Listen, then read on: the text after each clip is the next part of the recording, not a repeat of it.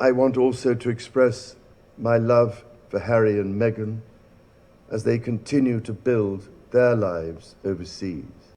King Charles said it. The Sussex squad thought he was extending an olive branch to Harry and Meghan when he wished them a happy life overseas.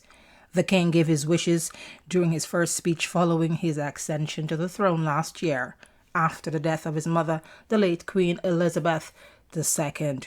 Those of us who analyze statements to uncover the subtle meanings instantly knew that that was no olive branch. The king was essentially telling H&M to back the hell off and stay away from the royal family and the monarchy. Charles's statement marked the first sign of a proverbial door slam by the king, who later added salt to Harry and Meghan's wound by evicting them from their UK home, also known as Frogmore Cottage. This caused an uproar. A lot of people believed that King Charles acted in a cruel way. Other people thought that Harry and Meghan had it coming for all that they had done. King Charles' distancing of Harry and Harry's wife must have incensed a couple more, causing them to go fully rogue on the royal family and attacking them even more fiercely in their Netflix docuseries and Harry's memoir, Spare. Back to back, there were accusations and allegations coming in December when Netflix the docuseries were published in December of 2022, and in January Harry's book came out, and oh my gosh, there were so many other allegations that were made against the royal family. Speaking of Spare, the King Charles's ginger-headed son was not spared the third row at the coronation. The Duke of Sussex was relegated to a third row seat, obliquely opposite his brother Prince William and directly behind his aunt, Princess Anne, because of where he sat and the look of misery on his face.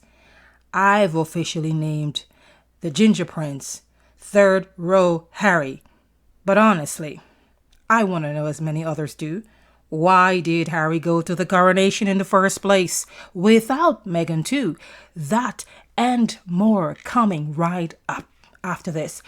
You're listening to True Lies and Scandals. Welcome back if you are a subscriber and follower of this channel. You can easily subscribe by hitting the button at the bottom right of your screen. Click the bell icon, please do, to receive updates as well. As always, do share your thoughts in the comment section or share the channel link with your pals. Thank you ever so much. And in a subtly strategic move, Princess Anne, King Charles's sister, wore a hat with a huge feather. Make that gigantic feather that obscured? No, practically obliterated Harry's face from the television camera. You might have seen hashtag Feathergate trending on Twitter as Harry got roasted for being blocked from view. Some have asked if it was an unfortunate coincidence or a vengeful act by the royal family.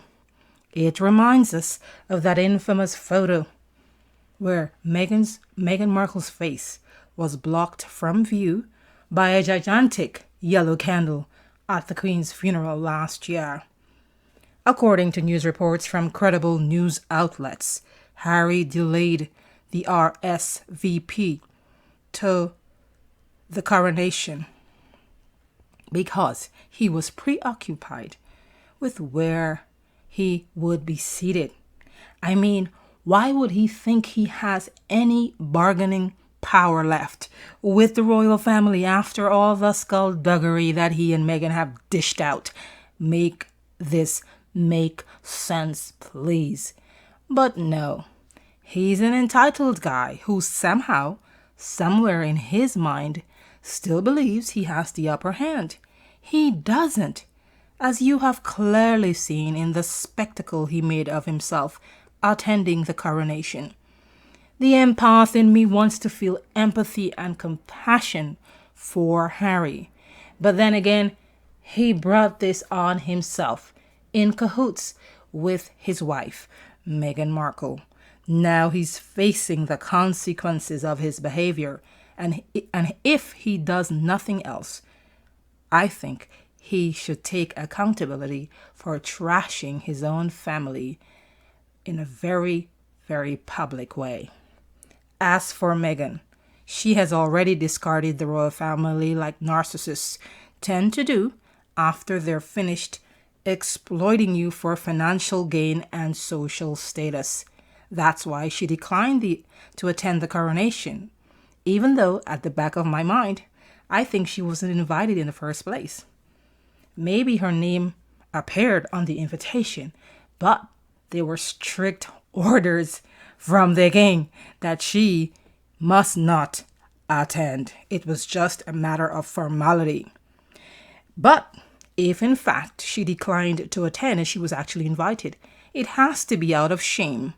While narcissists don't feel guilt and remorse, they are deathly afraid of public shaming. Meghan couldn't handle another round of booing by the Brits and decided, cleverly so, to stay in Montecito. So, why did Harry go to the coronation? Of course, the Duke of Sussex showed up with a smile, but those who know him very well could see through that facade. He was hurting. He was ashamed, and he looked out of place. Perhaps it was in that moment that reality and regret kicked in. He is no longer a part of the royal fold. He is no longer welcomed and was essentially treated as an outcast by his own family at the coronation. Well, what did he expect? Let's be real for a moment. The bigger question is, why did he go and subject himself to this type of epic humiliation? Where is his dignity and sense of pride? He had to have known he was going to get a cold reception from his family members, yet he flew to England to be present. Could it be that he was in denial? Could it be delusion? Did he attend to mark his name, put his name down in the history books? Could it be that he believed the king and William would never ice him out at such a public and globally watched event as the coronation?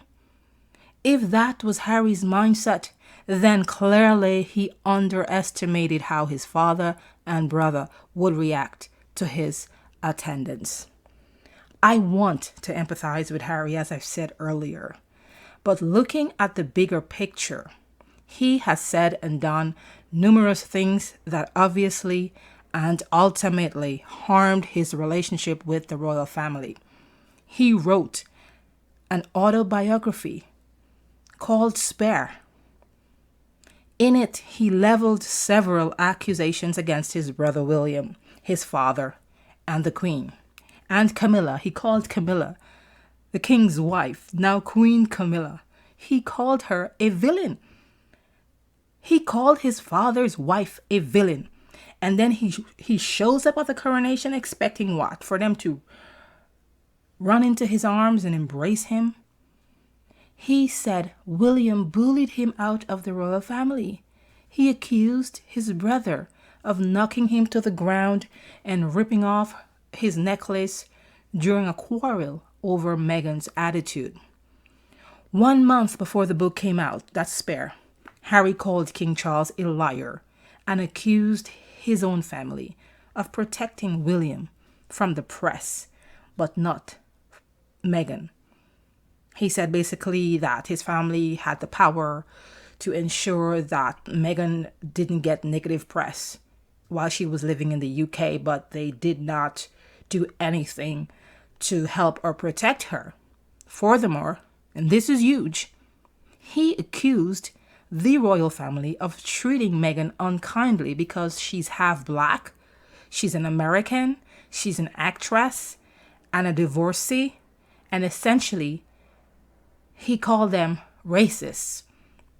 These claims were made in the Harry and Meghan Netflix docuseries, right? Well, together, Harry and Meghan implied in the Netflix docuseries that the royal family members are racist. Well, before that, Meghan went on an interview. She appeared in an interview with Oprah Winfrey in 2021, right after they came from the UK, and implied that some high-ranking senior member of the royal family made racist statements about her son Archie, who was not born yet, while Meghan was pregnant.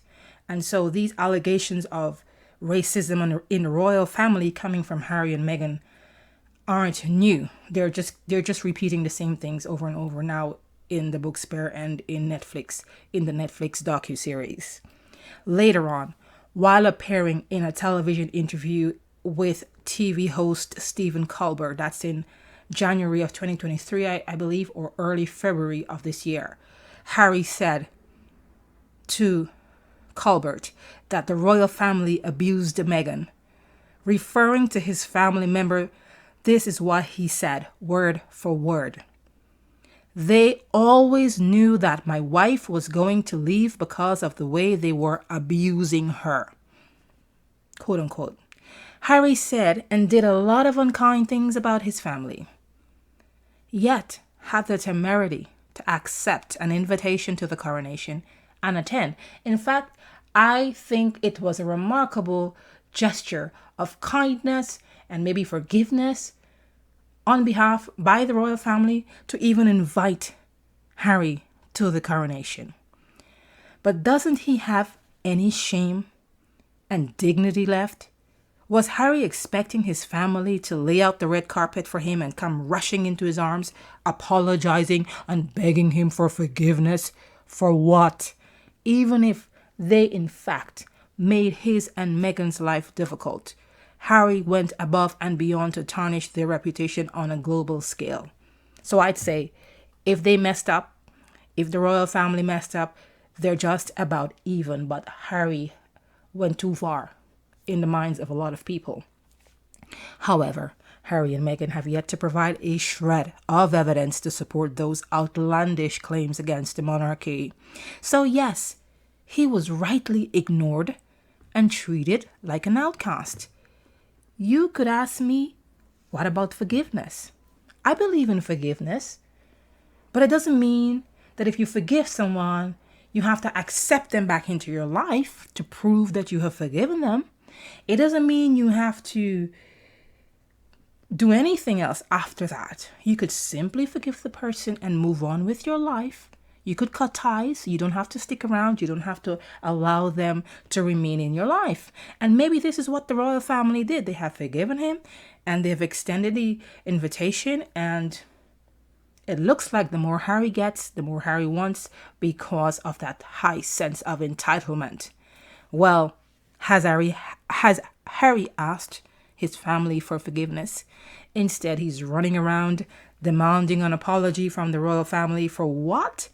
For what have they done so wrong that you, Harry, would diss them so publicly and viciously? Could you not have discussed and trashed out your differences in private? Apparently, Harry got no apology and absolutely not a drop of attention from the King, William, Kate, Queen Camilla, or Princess Anne. What we saw was Harry entering and leaving Westminster Abbey on his own without any pomp and pageantry. He played absolutely no role in the coronation, while William pledged allegiance to his father, the King, openly. According to news reports, Harry left the event and headed back to California soon after his father was crowned king. It was his son's birthday after all. Great reason to head back to the United States. Little Archie turned 4, although their mouthpiece, unofficial spokesperson Omid Scobie said it was Archie's 6th birthday in a video that went viral. But that's a conversation I won't get into because that cuts to conspiracy theories about the actual birth and ages of Meghan and Harry's children, and I refuse to indulge in conspiracy theories. But yeah, Mr. Ginger bolted for California, reportedly to try and get back in time to celebrate his son's birthday. I mean, he could have just simply stayed home and celebrated his son just fine without jetting across the pond and back within 36 hours? Come on. Honestly, I think he should have stayed with Meghan and the kids. He didn't play any role in the coronation, was not invited onto the balcony, Buckingham Palace's balcony, and was not included in the official coronation photos with the royal family. That, my friends, speak volume. It's the death knell. It is the final nail in Harry's coffin. I don't know if Harry can ever come back from this. All right? I'm not going to say Meghan. Harry is the king's son. He dissed his own family. I don't think there's any coming back. It's going to be a tall order for him to repair his relationship with the family after everything. As far as I'm concerned, it's over for Harry. He played himself, and now he's facing the consequences of betraying his own family. To many Brits, Prince Harry is a traitor to king and country and should stay away from the monarchy. As I said earlier, King Charles meant every word he said when he said to Harry and Meghan in his first speech as king, for them to stay the hell in the US and away from the monarchy and do not come back. Not unless they correct their behaviors and can behave like royalty and do the work of service. Oh, I cannot wait to hear your views in the comment section. Do like or share this video and subscribe for more. Thank you for watching. See you next time on True Lies Scandals.